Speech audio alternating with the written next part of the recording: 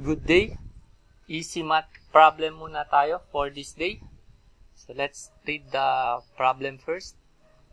Mark scores 65, 68, 85, 74, and 75 on his first 5 math tests. If he wants a 75 average, what must he score on the final math test? So before we solve the problem, we need to identify the given. So, ano-ano ba yung mga given sa problem natin? So, syempre, yung unang 5 scores ni Mark. So, which is 65, 68, 85, 74, and 75. Then, yung average na gusto niyang makuha, which is 75.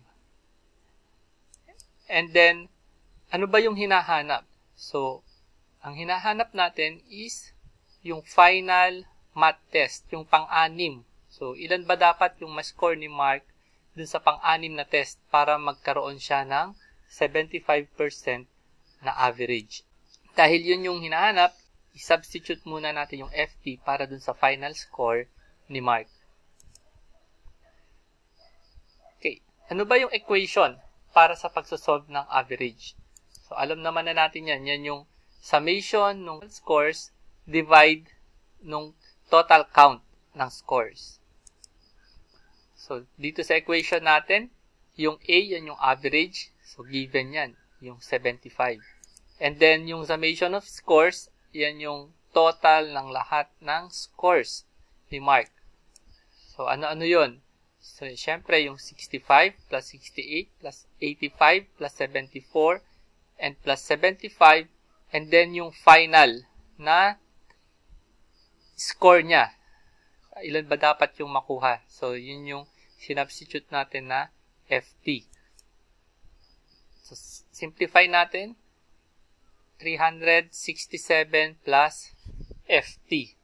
And then, last is yung N. Yan yung score count. So, ilan lahat yan? Bilangin natin. 1, 2, 3, 4, 5, 6. So, meron siyang 6 na test score. So, substitute natin yung value dun sa ating equation. So, A, 75, and then yung summation of scores, 367 plus FT, and then yung N natin is 6. Simplify natin yung equation. So, times lang natin ng 6 yung both sides. So, sa left side is 6 times 75, then yan, 450, and then sa right side natin, makakancel lang yung 6 na divisor. Okay, so, simplify natin further. So, i-subtract natin both equations sa 367. And then, the result is, yon 83. So, ang final score na kailangan makuha ni Mark sa kanyang final test is 83. So, para makapasa siya sa math. Okay. So, since nakuha na natin yung final score na 83, next natin gagawin is i-check natin kung tama yung sagot natin.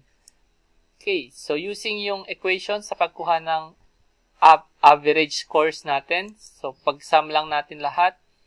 65 plus 68 plus 85 plus 74 plus 75 and yung plus 83 na nakuha natin kanina. So, divide natin yan lahat sa 6. Ang makukuha natin is 450 divide 6. Yan. So, ang average is equal to 75. Thank you very much for listening. Sana meron kayong natutunan.